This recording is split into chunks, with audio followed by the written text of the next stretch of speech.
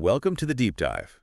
Today we're jumping right into the AI news you absolutely need to know about. Yep, lots happening. We've looked through tech sites, academic papers, industry reports, trying to piece together the big picture. And the mission, as always, is to cut through the noise, figure out what these updates mean, and connect the dots for you. Exactly.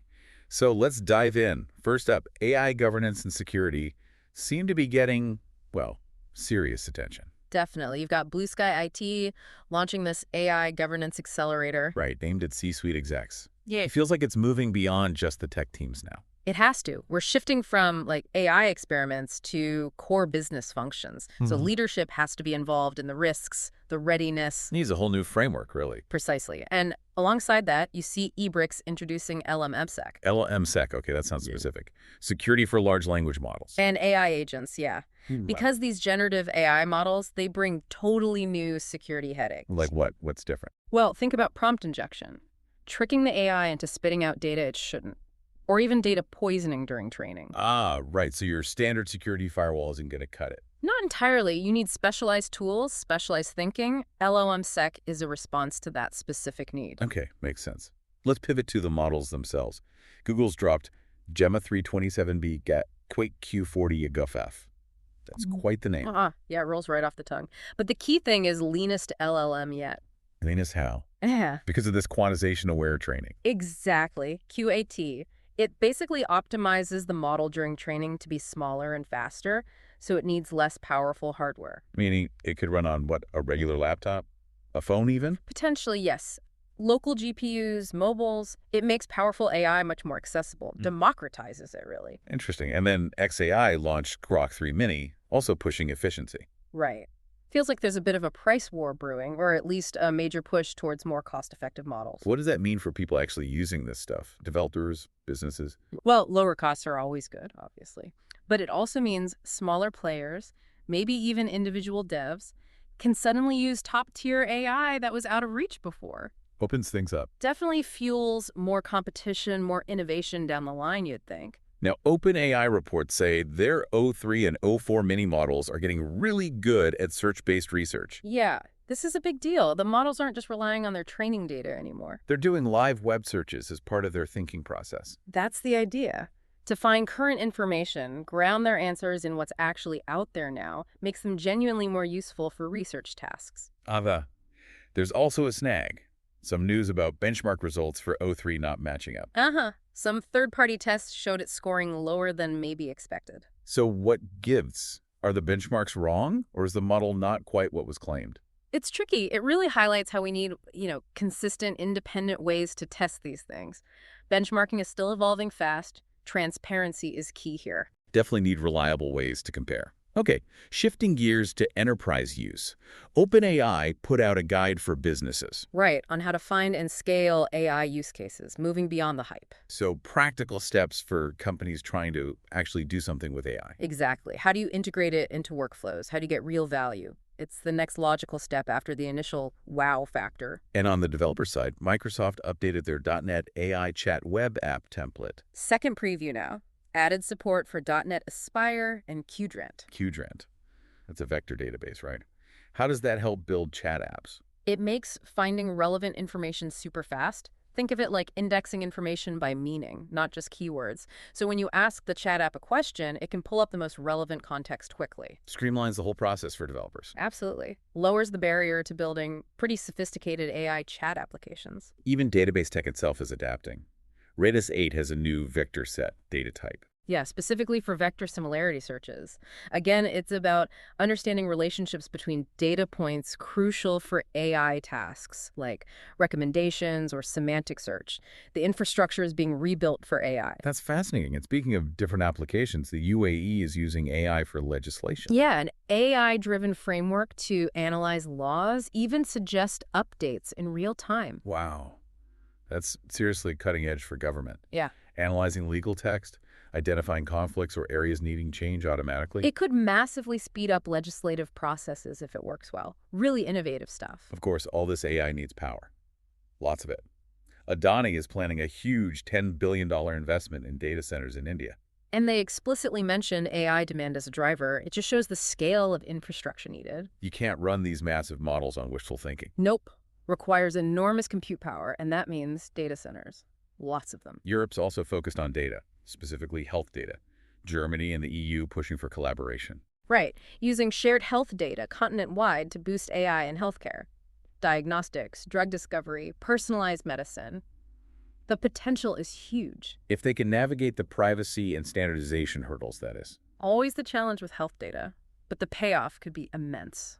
Okay, let's touch on some of the maybe more philosophical or societal points popping up. Yeah. One article argued we should see AI as just normal technology. Yeah, questioning the focus on superintelligence risks, the argument is maybe we should focus policy on the AI we have now, the tool, rather than a hypothetical future AI. So apply existing tech regulations rather than getting lost in sci-fi scenarios. Kind of. It suggests the immediate impacts bias, job displacement, misuse are where the attention should be, using frameworks we already understand. Interesting perspective.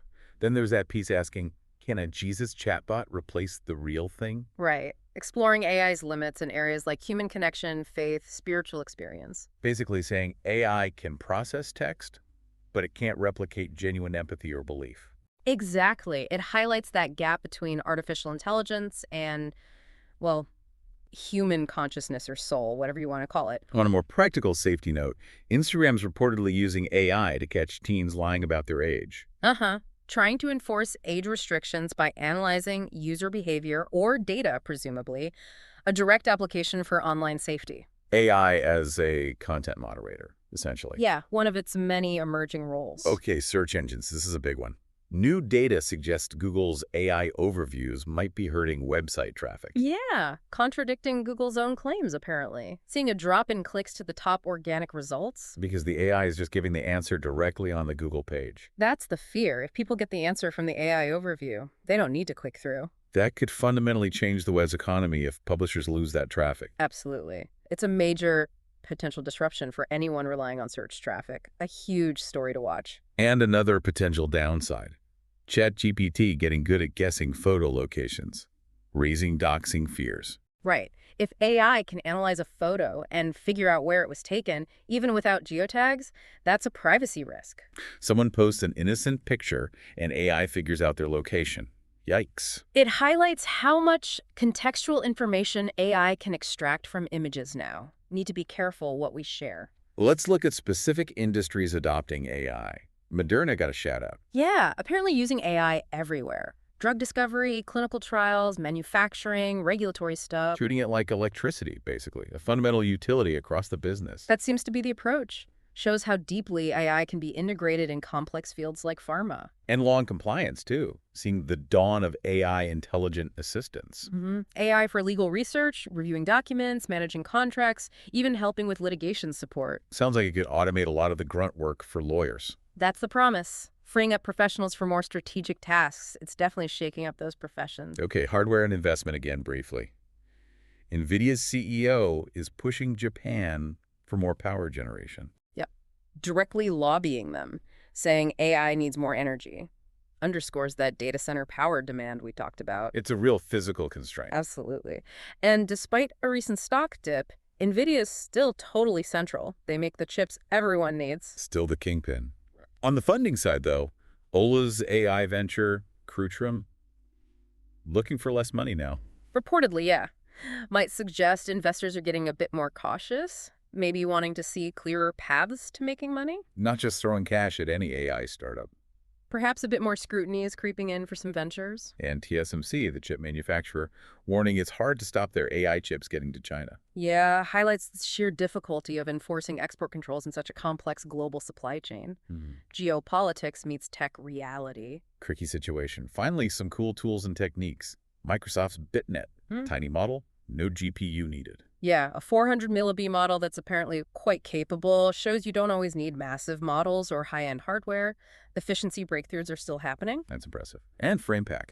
High-quality AI video on consumer hardware. Enables video diffusion, which is complex, using just 6 GB of VRAM. Again, making advanced AI more accessible. Lowers the barrier for creators. Definitely. And then there's the work on reinforcement learning, RL, to make LLMs reason better. Google DeepMind even has AI inventing better RL algorithms. AI designing AI improvement techniques. It's getting quite meta. towards more self-improving systems. Wild. And Meta AI's Coral Collaborative Reasoner. Yeah, focused on evaluating and improving how well multiple LLMs can work together on a problem. Collaboration is a next frontier for AI. Getting AI agents to team up effectively. Exactly. Crucial for tackling really complex multi-step tasks. Ooh. Okay, so that was a whirlwind tour of today's key AI developments. It's a Yeah, lot. it really is constant motion. From governance and security becoming top-level concerns to these incredibly efficient new models to AI embedding itself deeper into industries. And the ripples affecting search, privacy, even fundamental infrastructure like energy and data centers. It's a truly dynamic space. So for everyone listening, what jumps out most to you from all this?